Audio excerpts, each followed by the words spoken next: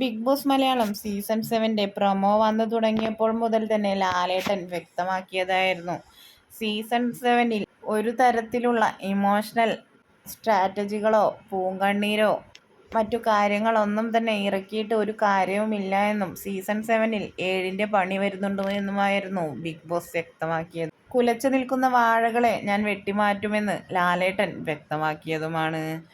ഇപ്പോഴിത് big boss season 7 Renu സുധിച്ചേട്ടൻ്റെ emotional strategy വെച്ചാണ് കളിക്കുന്നത്. അത് ഒട്ടും ശരിയായ പ്രവണതയല്ല. കാരണം മരിച്ചു പോയ ഒരാളെ കുറിച്ച് ആരാധകർക്കുള്ള ഇമോഷൻ വെച്ചാണ് രേണു കളിച്ചുകൊണ്ടിരിക്കുന്നത്. അതുകൊണ്ട് തന്നെ ഇതിനു മുൻപും പലതവണ വാണിംഗ് ലഭിച്ചതാണെങ്കിൽ കൂടി ഈ ആഴ്ചയും രേണുവിന് ഈ ഒരു കാരണത്താൽ വാണിംഗ് ലഭിക്കുമെന്ന കാര്യത്തിൽ സംശയമൊന്നുമില്ല.